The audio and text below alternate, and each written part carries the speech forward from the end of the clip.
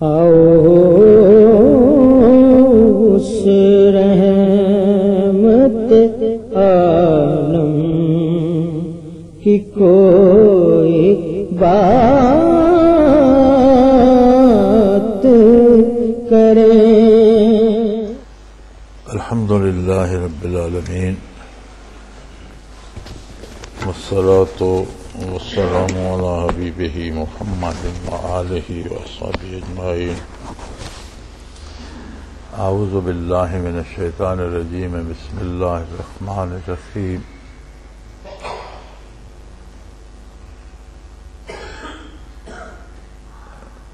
اللہ کریم نے اسلام کو دین فطرت بنایا ہے اور عین مزاج انسانی کی جو ضروریات ہیں، جس طرح سے اس کو اس عالم آب و گل میں سہولت نصیب ہوتی ہے، آسانی ہوتی ہے، بہتر زندگی گزار سکتا ہے، عین وہ اصول اسلام نے عطا فرمائے۔ اسلام کے کسی اصول کا وہ معیشت کے بارے ہو، معاشرت کے بارے ہو، زندگی کی کسی شعبے کے متعلق ہو، ایک ایک اصول کو لے کر اگر آپ تجزیہ کریں گے تو آپ جان جائیں گے کہ انسان کو بآرام زندگی اور باعزت زندگی گزارنے کے لیے بالکل یہ رویہ اپنانا چاہیے۔ اسلام صرف ماننے کی چیز نہیں ہے، اسلام اپنانے کی چیز ہے۔ ہماری مصیبت یہ ہے کہ ہم مانتے ہیں، اپناتے نہیں۔ اپنا کردار خواہشات نفس کے مطابق رکھتے ہیں، دنیا کی حرص میں گم ہو جاتے ہیں، حلال و حرام کی تمیز نہیں کرتے۔ باطن تو باطن، دل کی بات تو اور مشکل ہے، ہم سے تو ظاہر بھی نہیں رکھا جاتا کہ ظاہراً تو مسلمان نظر آئیں، یہ بھی ہمارے لیے مشکل ہو جاتا ہے۔ ہم ظاہراً بھی کسی نہ کسی غیر قوم کی پیروی کرتے نظر آتے ہیں، لباس میں، حلیے میں، کھانے پینے میں، آداب و عادات میں۔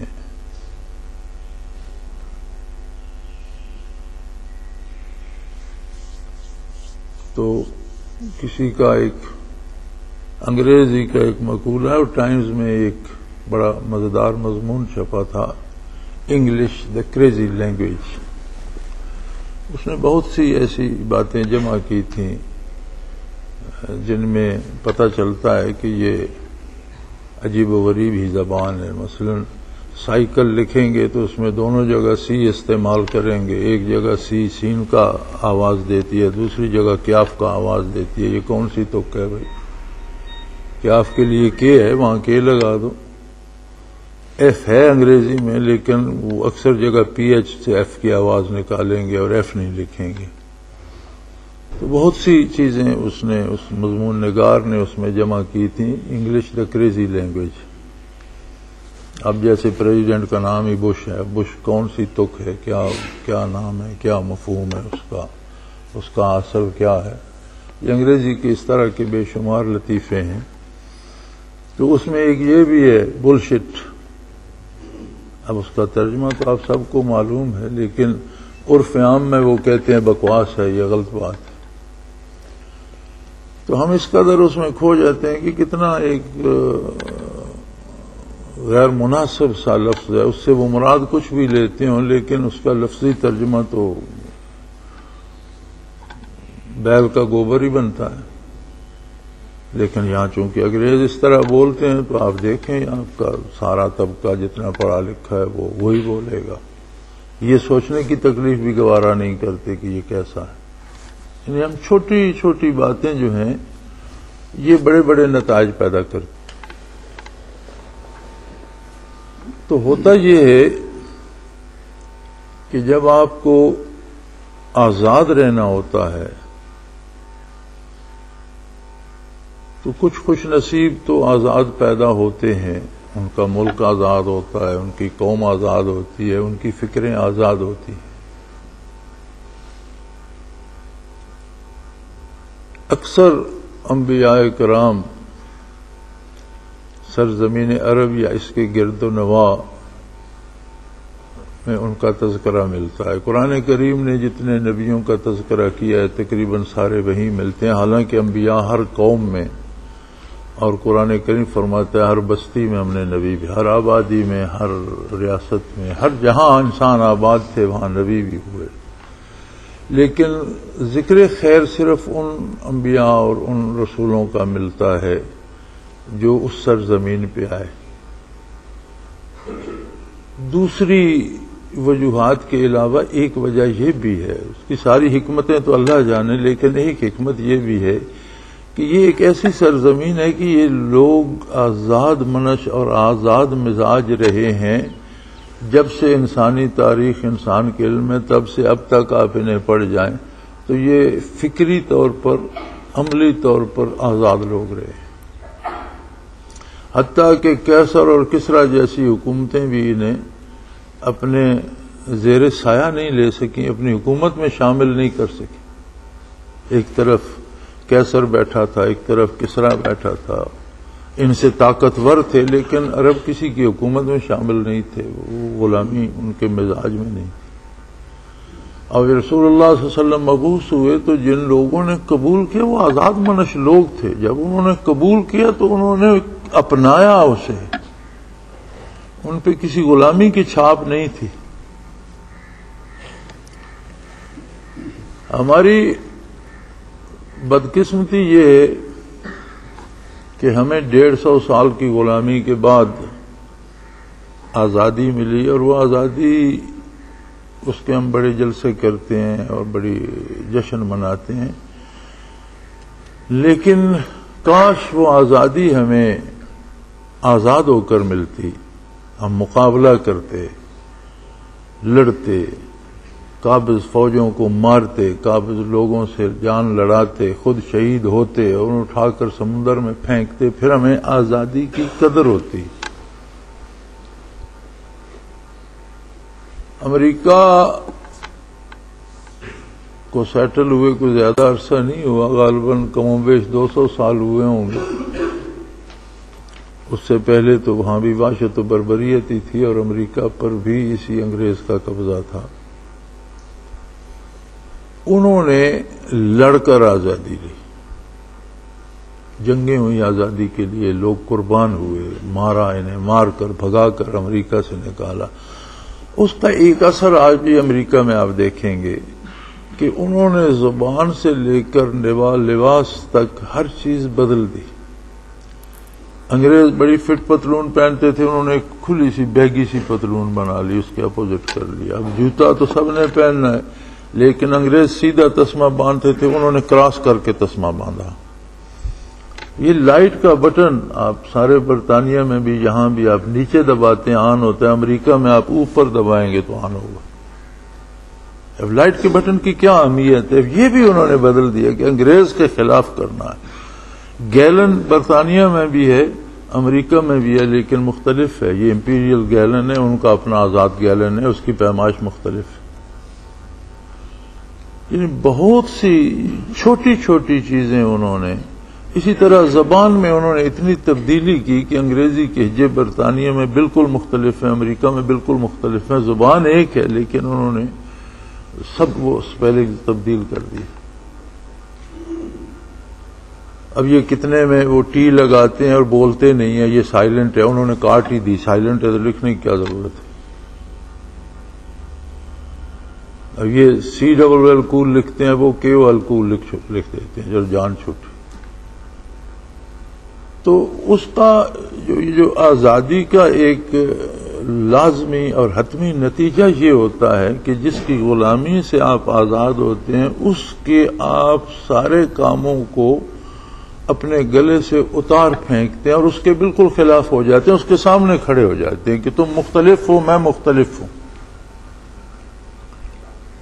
اب اگر جس کی غلامی سے آپ آزاد ہوئے، آپ بولنا بھی اسی کی طرح چاہتے ہیں، لباس بھی اسی کی طرح پہننا چاہتے ہیں، حلیہ بھی اسی کی طرح بنانا چاہتے ہیں، عادات بھی اسی کی اپنانا چاہتے ہیں، تو آزاد کہاں سے ہوئے؟ کس بات میں آزاد ہوئے؟ ہمارا اہل پاکستان کا یہ مسئلہ ہے، بر صغیر کا یہ مسئلہ ہے، برطانیہ کی، امریکہ کے علاوہ ساری کالونیوں کا یہ مسئلہ ہے۔ جہاں جہاں برطانوی کالونیاں تھیں وہاں آپ دیکھ لیں کہ لوگوں کی بود و باش، لوگوں کی تہذیب و اخلاق، لوگوں کا کردار وہی ہے جو اہل برطانیہ کا ہے، اور سب جشن منا رہے ہیں کہ ہم آزاد ہو گئے۔ یہ آزادی ایک فریب ہے اپنے آپ کے ساتھ۔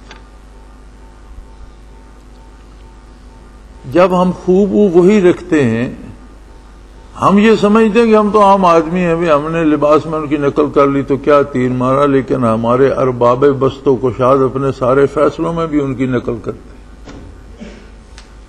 جس طرح ہم گھر میں یا ہوٹل میں یا بازار میں اس طرح سے نظر آنا چاہتے ہیں جس طرح سے انگریزی تہذیب ہے، تو جو لوگ جتنے اوپر جاتے ہیں وہ اتنے زیادہ انگریز بنتے چلے جاتے ہیں، اور جو بالکل ارباب بست و کشاد یا ملک کے سیاہ سفید کے مالک بنتے ہیں، ان کے وہ فیصلے جو ہیں وہ بھی انہی کی نقل میں ہوتے ہیں۔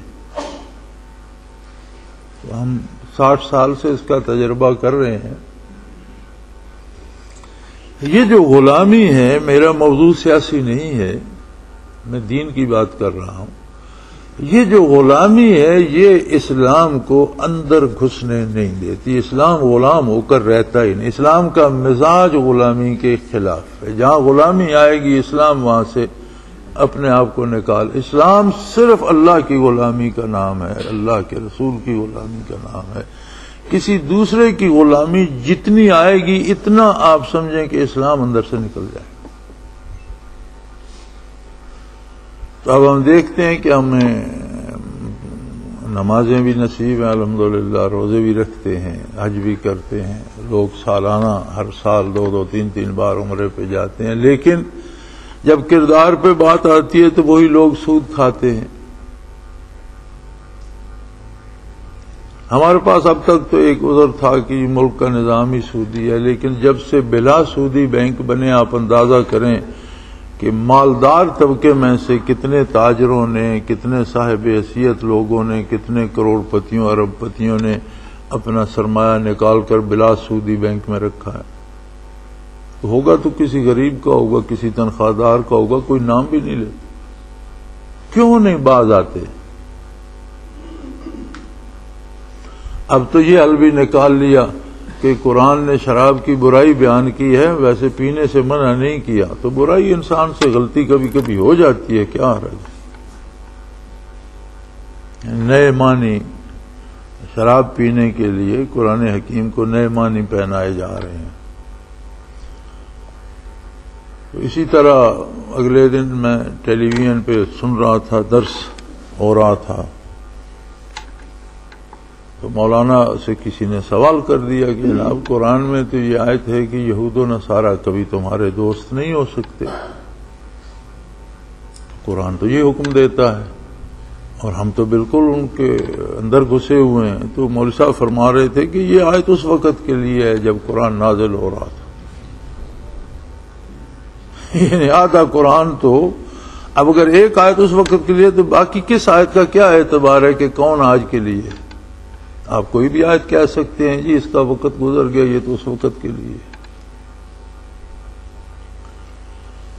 جواب تو بڑا سادہ تھا کہ مومن اور کافر کی دوستی کی حدود ہیں۔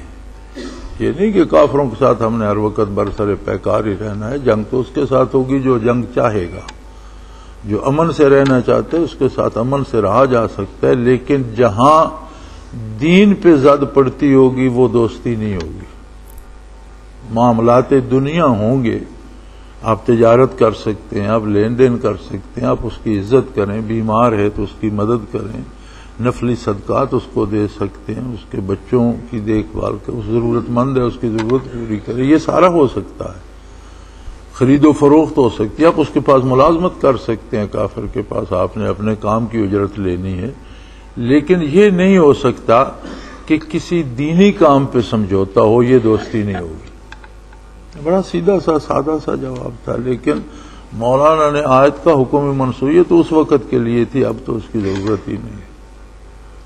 تو قرآن تو قیامت تک کے لیے اگر ہم ایک آیت کے بارے یہ کہتے ہیں تو ہمارے پاس کون سا سرٹیفکیٹ ہے کہ دوسری کون سی آیت آج کے لیے اور کون سی پہلے کے لیے؟ پھر تو کسی آیت کے بارے بھی کہا جا سکتا ہے کہ یہ اس وقت کے لیے تھی، آج اس کی ضرورت نہیں ہے۔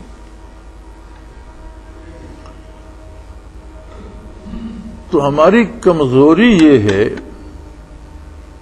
کہ ہم سے اگر غلامی چلی بھی گئی تو ہوئے غلامی نہیں گئی۔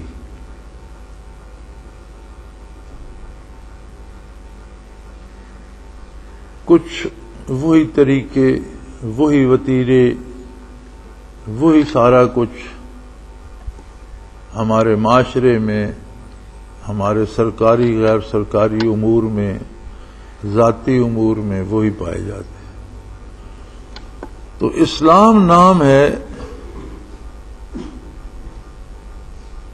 ایک آزاد انسان کا جو کسی کا غلام نہ ہو، حتیٰ کہ اپنی خواہش کا غلام بھی نہ ہو، اپنے نفس سے بھی آزاد ہو، اس کا اپنے آپ کو اللہ اور اللہ کی رسول کی غلامی میں دینے کا نام۔ یعنی اسلام ایسا نہیں ہے کہ آپ کسی بھی چیز پر ایک کوڑے کا ڈھیر ہے اس پر سبز چادر رکھ دیں، یا ایک گندمن سے بھرا ہوا ڈرم ہے کوڑے کرکٹ سے اور اس پر سبز رنگ کر دیں تو اسلام ہو گیا۔ اسلام کو صرف سبز رنگ نہیں ہے، اسلام نہایت اندر سے لے کر باہر تک سارے کو ایک رنگ میں دیکھنا چاہتا ہے۔ اسی لیے اسلام کی بنیادی نفی پر ہے۔ دنیا کے سارے فلسفے ایجاب سے شروع ہوتے ہیں کہ میں یہ فلسفی قبول کرتا ہوں۔ اسلام ایجاب سے شروع نہیں ہوتا، نفی سے شروع ہوتا ہے۔ اسلام کہتا ہے پہلے ہر فکر، ہر فلسفہ حیات کا انکار کر دے، کہہ دے لا الہ، کوئی بھی عبادت کے لائق نہیں، کوئی ہے ہی نہیں میں جس کے سامنے سر جھکاؤں۔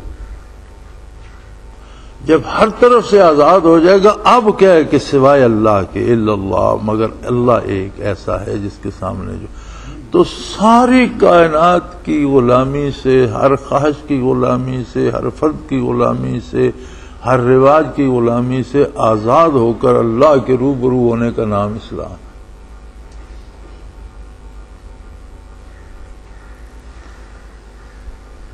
ہماری خواہشات تو یہ ہوتی ہیں کہ ہم پر رحمتیں اس طرح سے نازل ہوں جیسے خلفائے راشدین پر نازل ہوتی تھی، فتوحات ہمیں اس طرح نصیب ہوں جس طرح آقا نامدار صلی اللہ علیہ وسلم کو نصیب ہوتی تھیں، لیکن زندگی سے ہم غیروں کی غلامی کو خارج نہیں کر سکتے۔ اب بڑا اچھا جملہ کہا تھا سید عطا اللہ شاہ بخاری رحمۃ اللہ علیہ نے کہ لوگ جینا تو فرعون کی زندگی چاہتے ہیں اور مرنا موسیٰ علیہ السلام کی موت چاہتے ہیں۔ یعنی لوگوں کا رویہ یہ ہے کہ جینا تو فرعون کی طرح چاہتے ہیں اور موت موسیٰ علیہ السلام کی چاہتے ہیں۔ تو اسلام نام ہے ہر فکر، ہر کردار، ہر بڑے، ہر معبود باطل کی غلامی سے آزاد ہو کر صرف اللہ اللہ کے رسول کی غلامی میں آ جانے۔ اب اس فلسفے کو، اس فلسفے کو، اس کیفیت کو اپنے آپ میں اتارنے کے لیے جو فن ہے اسے تصوف کہتے ہیں۔ تصوف کوئی شریعت سے الگ فن نہیں ہے۔ تصوف ایک ایسا طریقہ ہے کہ جو برکات نبوت کو براہ راست قلب اطہر رسول اللہ صلی اللہ علیہ وسلم سے حاصل کرتا ہے، اور وہ ہر غلامی سے، ہر فکر سے، ہر بڑے سے، ہر برائی سے، ہر عیب سے ایک آزاد انسان بن جاتا ہے اور ہر طرح سے آزاد ہو کر صرف اللہ اور اللہ کے رسول کی غلامی پہ آ جاتا ہے۔ چھوٹا کام کرتا ہے تو بھی اللہ کی عبادت کرتا ہے، بڑا کام کرتا ہے تو بھی اللہ کی عبادت، کسی سے دوستی کرتا ہے تو عبادت شمار ہوتی ہے، کسی سے دشمنی کرتا ہے تو عبادت شمار ہوتی ہے، کہیں سر کاٹتا ہے تو عبادت شمار ہوتی ہے، کہیں سر کٹاتا ہے تو عبادت شمار ہوتی ہے۔ اپنی بڑائی یا خود کو مسلط کرنے کے لیے لوگوں کے سر کاٹنا ظلم ہے، اپنی بڑائی کی تلاش یا دولت کی تلاش یا اپنے خواہشات نفس کی پیروی کرتے ہوئے مارے جانا بھی ظلم ہے، مارنا بھی ظلم ہے۔ جب بندہ ایک آزاد منش ہو کر اطاعت الہی اور اطاعت پیغمبر صلی اللہ علیہ وسلم میں آتا ہے تو پھر فیصلے اس کے نہیں ہوتے، پھر فیصلے اللہ و اللہ کے رسول کے ہوتے ہیں، اور ہر فیصلہ نیکی ہوتا ہے، ہر فیصلہ عبادت ہوتا ہے، ہر فیصلہ بڑائی ہوتا ہے۔ ہوئے غلامی کا ایک رد عمل ہوتا ہے، یہ بڑی قیمتی بات ہے، اور یہ ہمارے دانشوروں کی قلم سے نہیں نکلتی، لیکن یہ حقیقت ہے۔ ہوئے غلامی کا ایک رد عمل ہوتا ہے کہ آدمی اپنے سے کمزوروں کا آقا بننا چاہتا ہے۔ انسان کی فطرت ہے کہ ہر عمل کا ایک رد عمل آتا ہے۔ غلامی کا رد عمل یہ ہوتا ہے، آپ غلاموں کو، ملازموں کو آپ دیکھیں، آپ کے پاس ملازم ہوں گے، ایک ملازم دوسروں پر اپنے آپ کو بڑا بنانا چاہتا ہے، خود ملازم ہے لیکن آپ کے جو دوسرے ملازم ہیں ان میں وہ نمبردار بننا چاہتا ہے۔ کسی ایک کو ان پہ نمبردار بنا دیں تو انہیں سارا دن بھگائے رکھے گا، یہ کرو وہ کرو، یہ کرو وہ کرو، یعنی اپنی آقائیت وہاں وہ دکھانا چاہتا ہے، غلام ہوتے ہوئے خود آقا بننا چاہتا ہے۔ یہ انسان کا مزاج ہے۔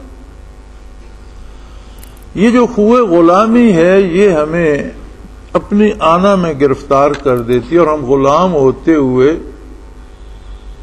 دوسروں کو اپنا غلام کرنے کی کوشش میں اطاعت الہی سے اور اتباع دین سے نکل جاتے ہیں۔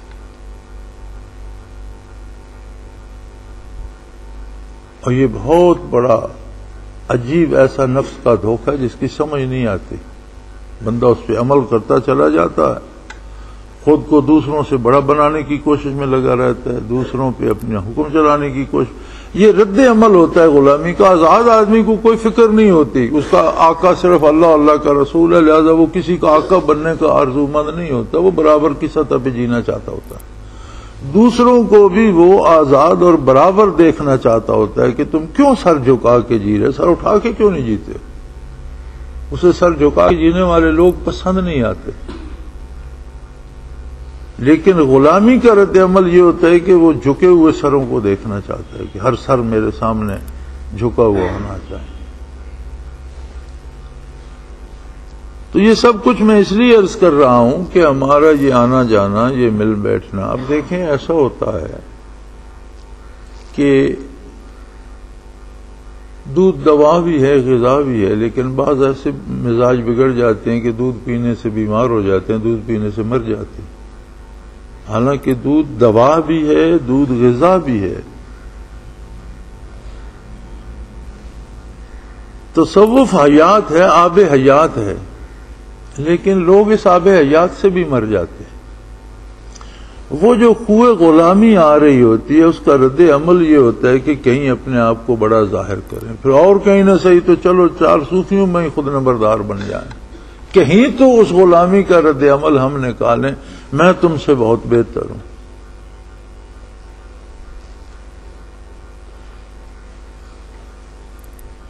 تو دیکھنا یہ ہے میرے بھائی کہ ہم جب یہ سفر کرتے ہیں، آتے جاتے ہیں، محنت کرتے ہیں، گھر میں ذکر کرتے ہیں، راتوں کو جاگتے ہیں، سحری کو اٹھتے ہیں، آرام تج کے سحری کو سردیوں گرمیوں میں وضو کرتے ہیں، ذکر کرتے ہیں، تو اس کا حاصل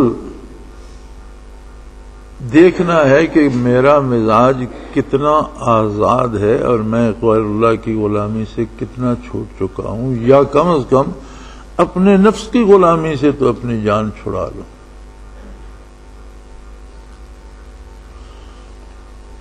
جس طرح عبادات کا حاصل قرآن کریم نے فرمایا ان الصلاۃ تنہی عن الفحشاء والمنکر، عبادات برائی اور بے حیائی سے روک دیتی ہیں۔ اب ایک آدمی عبادت بھی کرتا ہے، بے حیائی بھی کرتا ہے، تو اس کا مطلب یہ نہیں کہ عبادت میں کوئی کمی، اس کا مطلب یہ کہ اس کے عبادت کرنے کا یا تو اس کے نظریے میں، عقیدے میں فرق ہے یا عمل میں فرق ہے، کوئی کڑی جو ہے درمیان سے غائب ہے کہ عبادت کا وہ اثر مرتب نہیں ہوتا جو ہونا چاہیے۔ کوئی دوا آپ کھاتے ہیں وہ 4 5 6 چیزوں کا مرکب ہے، اس میں ایک چیز نہیں ہے تو وہ فائدہ نہیں دے گی جو اسے دینا چاہیے۔ ان کی مقدار میں 6 کی 6 چیزیں موجود ہیں، لیکن جو نسخے کی مقدار ہے اس مقدار میں کمی بیشی کر دیں تو شاید فائدے کی بجائے نقصان دے۔ تو عبادات سے اگر وہ نتائج حاصل نہیں ہوتے تو اس کا مطلب ہے کہ ہم عبادت صحیح نہیں کر رہے، کہیں کمی ہے یا خلاف سنت کر رہے ہیں، یا ہمارا کہیں نظریے میں کوئی فرق ہے یا عمل میں کوئی فرق ہے۔ اسی طرح سے اگر اللہ اللہ کرنے سے بھی مزاج میں وہ آزادی نہیں آتی، خوئے غلامی نہیں جاتی، تو پھر ہمیں یہ سوچنا ہوگا کہ کہیں میرے ارادے میں، نیت میں اللہ کی رضا کے لیے کر رہا ہوں یا خود کو دوسروں پر بڑا ثابت کرنے کے لیے کر رہا ہوں۔ اگر نظریہ ہی غلط ہے تو نتائج کیا نکلیں گے؟ حصول کمالات کے لیے کر رہا ہوں یا اصلاح احوال کے لیے کر رہا ہوں؟ اب بات تو ایک ہی ہے۔ ایک شخص کے دل میں یہ خیال ہے کہ میں کروں گا تو میں بڑا صاحب کمال بن جاؤں گا، لوگوں پر میرا بڑی چھا جاؤں گا، لوگوں پر لوگ میرے سامنے جھک جائیں گے۔ اب یہ نظریہ ہی باطل ہو گیا، اب اس کے بعد وہ جو کچھ کرتا رہے فائدہ تو نہیں ہوگا۔ ایک فکر یہ ہے کہ میں انسان ہوں، غلطیوں کا پتلا ہوں، اتنی عمر میں عمر تھوڑی ہے، گناہ زیادہ کر لیے ہیں، تو میں یہ نفس کی غلامی سے اور غیروں کی غلامی سے آزاد ہو جاؤں، صرف اللہ کے رسول کا، اللہ کے حبیب صلی اللہ علیہ وسلم کا غلام بن جاؤں اور میری زندگی سدھر جائے، اس طرح سدھرے کہ اگلے گناہ بھی اللہ اپنی رحمت سے معاف فرما دے، آئندہ گناہوں سے محفوظ فرما لے، یقیناً نتائج پیدا ہوں۔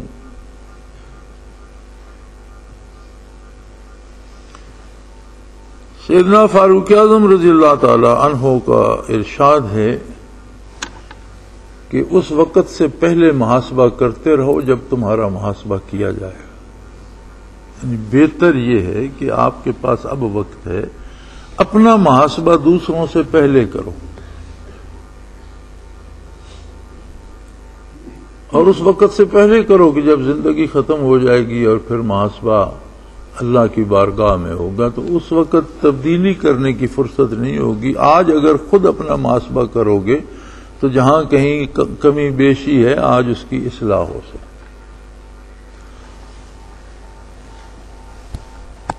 عرب آزاد منش انسان تھے، انہوں نے اسلام کو اس طرح اپنایا کہ جب نبی کریم صلی اللہ علیہ وسلم میدان بدر میں اپنے خدام کو لے کر بارگاہ الہی میں پہنچے، صفیں بنوائیں اور دعا کے لیے ہاتھ اٹھائے تو فرمایا اے اللہ میں سارے کا سارا اسلام لے آیا ہوں۔ یہ نہیں فرمایا میں سارے مسلمان لے آیا ہوں، میں سارے کا سارا اسلام لے آیا ہوں۔ اب حضور اکرم صلی اللہ علیہ وسلم کی زبان حق ترجمان سے جو صادر ہوتا ہے وہ حق ہوتا ہے، وہ محض تمثیل نہیں ہوتی،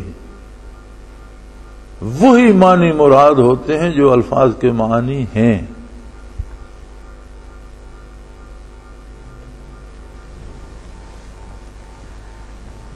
اللہ کریم ہمیں ہدایت نصیب فرمائے۔ ہمارے حضرات نے بھی ہر جگہ چور دروازے رکھے ہوئے ہیں۔ لاہور میں ایک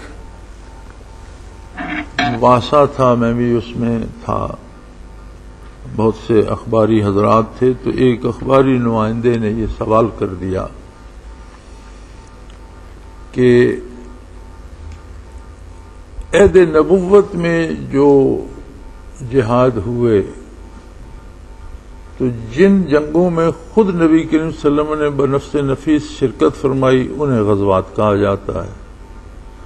جن میں کمان تو حضور کے ہاتھ میں تھی لیکن بنفس نفیس تشریف نہیں لے گئے، کسی دوسرے کو امیر بنا کر لشکر کا بھیجا، اسے سریہ کہا جاتا ہے، غزوہ نہیں کہا جاتا۔ لہذا غزوات و سرایا کی الگ تاریخ ہے۔ تو یہ جو پتہ نہیں کب ہوگا، سرزمین ہند پہ ہوگا، بر صغیر پہ جہاد ہوگا، اسے حدیث شریف میں غزوۃ الہند کہا گیا ہے۔ اسے غزوہ کیوں کہا گیا؟ بہت بڑے حضرت اب بھی ٹیلی ویژن پہ اکثر ہوتے ہیں، وہ فرمانے لگے کہ اس زمانے کا رواج تھا، عمومی بھی جنگ کو لوگ غزوہ کہہ دیتے تھے، حضور نے رسماً کہہ دیا۔ مجھے اچھا نہیں لگا، میں نے فوراً ٹوک دیا کہ جی نہیں، ایسا ممکن نہیں ہے۔ قادیانیوں کا ایک مقدمہ دائر ہوا تھا ریاست بہاولپور میں انگریز کی عملداری میں 1920 کے لگ بھگ۔ ایک خاتون نے مقدمہ کیا تھا عدالت میں کہ میرا شوہر نکاح کے بعد اور رخصتی سے پہلے قادیانی ہو گیا ہے اور یہ مرتد ہے، میں اب اس کے ساتھ اپنی رخصتی نہیں چاہتی، بلکہ یہ فیصلہ دے عدالت کہ میرا نکاح ہی باطل ہو گیا ہے، یہ غیر مسلم ہے۔ بہت مشہور ہوا مقدمہ بہاولپور، پھر اس کی ساری رویداد بعد میں لکھی گئی۔ میں نے بھی یہ کوشش کی ہے کہ وہ 5 جلدوں میں اتنی بڑی بڑی اس کی ہے ساری رویداد، تو ایک اس کی تلخیص ساتھیوں نے محنت کر کے بنائی تھی، ہم نے کوشش کی تھی کہ اس کا ایک چھوٹا سا ملخص بنا دیا جائے جسے عام مسلمان پڑھ سکے، تو لائبریری میں ہوگی شاید، یہ ساتھیوں کو ملتی رہی، اب ہے یا نہیں۔ مقدمہ بہاولپور، تو اس میں پھر بڑا بحث مباحثہ چلا، قادیانیوں کے بھی چوٹی کے مولوی جمع ہوئے اور علماء حق بھی بڑے بڑے علماء جمع ہوئے، انگریز مجسٹریٹ ہوتے تھے، پھر ایک مسلمان جج تھا، اس کے پاس آ گیا مقدمہ بہاولپور میں۔ تو تاریخی طور پر اس میں ملکہ برطانیہ نے بھی مداخلت کی کہ یہ مقدمہ خارج کر دیا جائے، لیکن امیر بہاولپور نے ہمت کی اور انہوں نے کہا نہیں، یہ فیصلہ ہونا چاہیے اور یہ ہوگا۔ چنانچہ وہ بڑا عرصہ چلتا رہا، وہ قادیانی مر گیا، اس کے بعد فیصلہ ہوا، لیکن عدالت نے اسے غیر مسلم قرار دے کر اس کا نکاح باطل قرار دیا۔ تو اس مقدمے میں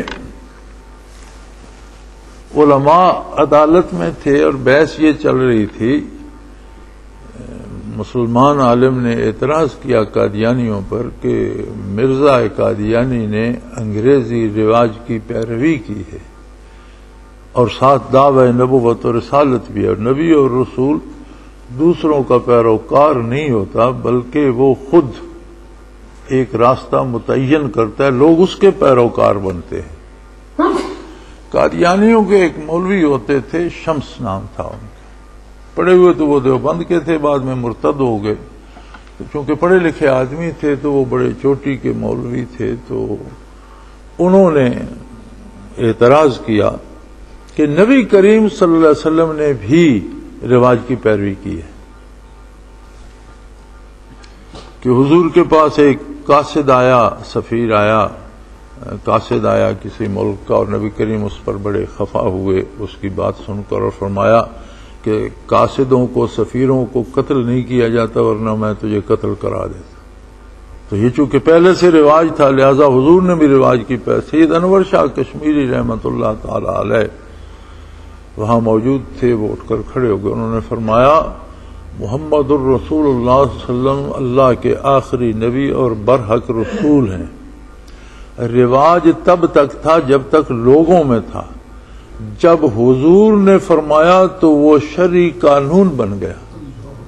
تمہارا نبی ذلی اور بروزی نبوت کا دعوے دار ہے، یہ خود اس بات کا دعویٰ کرتا ہے کہ میں ذلی نبی ہوں، بروزی نبی ہوں، یہ تو مستقل نبی بھی نہیں ہے، اس میں وہ قوت نہیں ہے کہ یہ رواج کو اپنائے اور وہ قانون بن جائے اس کے دعوے کے مطابق، لیکن محمد الرسول اللہ اللہ کے آخری نبی تھے، اور جو کچھ آپ نے کہہ دیا وہ اگر پہلے کے مطابق ہے تو پہلے رواج تھا، حضور نے فرما دیا تو وہ شرعی قانون بن گیا۔ تو میں نے عرض کی کہ حضرت جب حضور نے کوئی پہلے سے رواج تھا بھی اور حضور نے ویسا فرمایا تو وہ تو شریعت بن گئی، وہ تو قانون بن گیا، رواج تو نہیں رہا۔ یہ تو آپ زیادتی کر رہے ہیں کہ رواج تھا، لڑائی کو غزوہ کہتے تھے تو حضور نے غزوہ کہہ دیا۔ حضور کا فرمانا رواج نہیں ہے، برحق ہے۔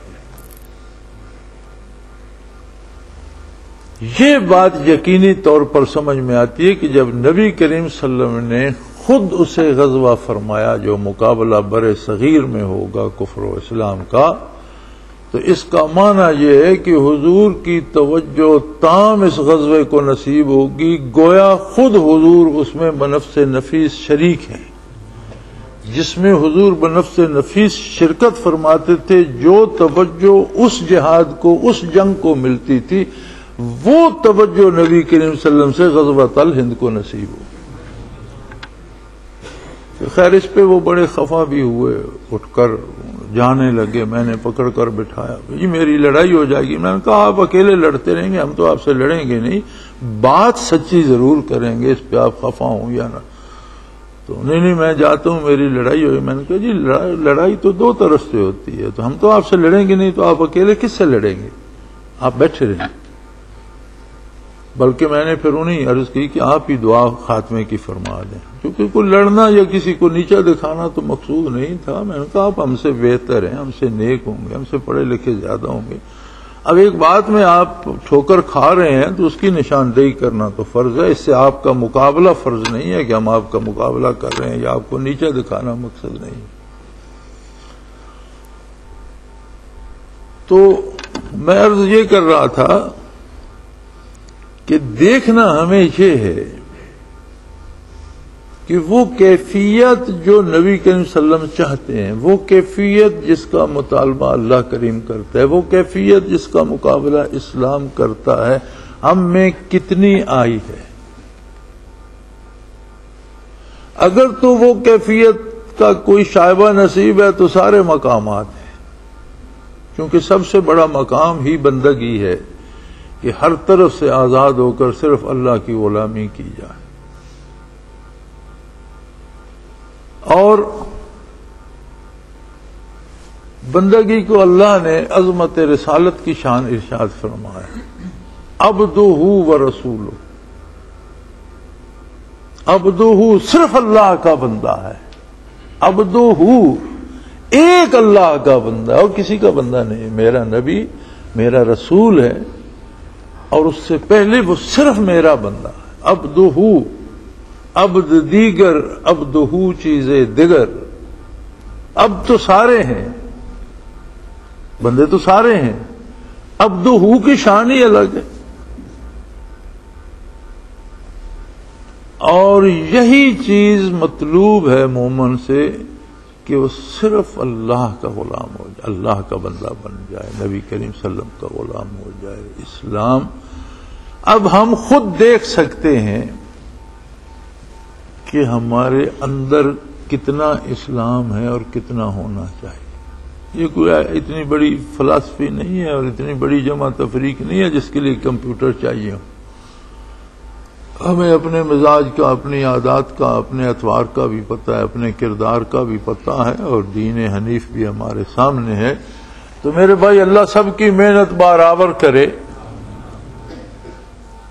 سب کو قبول فرمائے، حاضر و غائب سب کو قبول فرمائے، لیکن کوشش یہ کریں، اپنا تجزیہ اس طرح سے کریں کہ اس آنے جانے، اس محنت سے کیا تبدیلی مجھ میں آ رہی، میری فکر میں، میرے کردار میں۔ کردار فکر سے ڈھلتا ہے، سوچ سے کردار بنتا ہے، ارادوں سے عمل کی توفیق ہوتی ہے۔ تو ان ارادوں میں، خواہشات میں، قلب میں جہاں خواہشات بنتی ہیں، کتنی تبدیلی آ رہی ہے، میں کتنا آزاد ہوں۔ جشن آزادی منانے سے کوئی آزاد نہیں ہوتا، ہم تو ڈھول باجے بجا کر اب جشن آزادی منا کر آزاد ہو جاتے ہیں نا۔ تو ڈھول باجے بجانے سے بندہ آزاد نہیں ہوتا، آزادی کی شان ہی الگ ہے، اور آزاد لوگ آزاد ہی ہوتے ہیں۔ کیسے عجیب لوگ!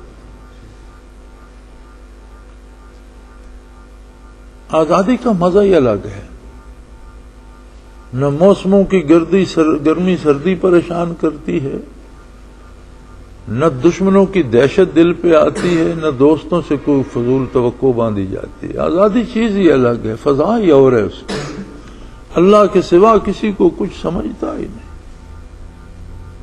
نبی کے سوا کسی کی سنتا ہی نہیں، اور کسی کی سنتا ہے تو نبی کے حوالے سے. یہ میرے نبی کا ارشاد ہے.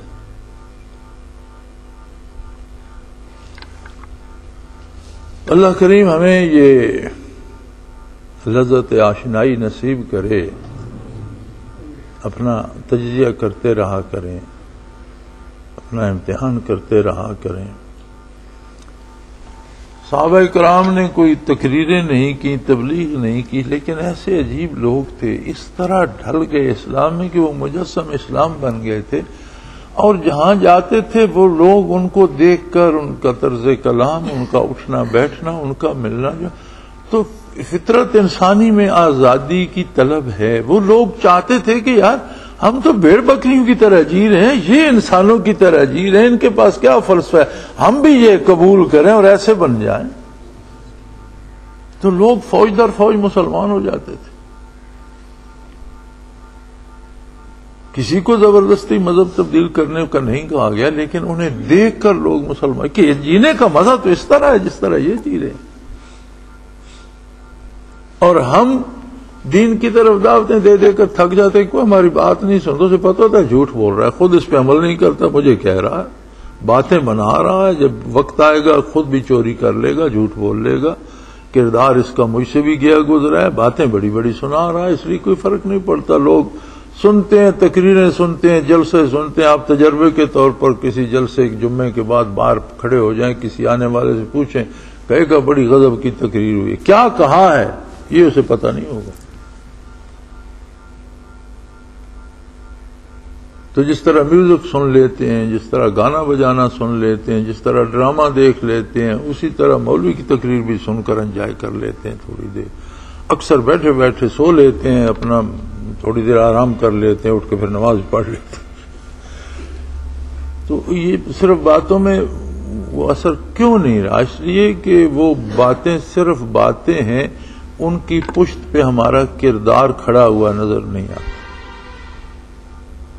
اور اگر کردار ویسا ڈھل جائے تو شاید بات کرنے کی نوبت نہیں آتی، اگلا متاثر ہو جاتا. تو یہ محاسبہ ساتھ ساتھ جاری رکھیں. اللہ کریم اس کی توفیق عطا فرمائے، اپنے ہر بندے کو اپنی یاد کی توفیق بخشے، مسلمانوں کو اپنی یاد کی توفیق عطا کرے، اور اسلامی ماحول، اسلامی زندگی، اسلامی معاشرہ عطا کرے، امن و امان نصیب کرے، اور ہر ایک کی دکھ اور تکلیف دور فرمائے. وآخر دعوانا الحمدللہ رب العالمین. اس رحمت عالم کی کوئی بات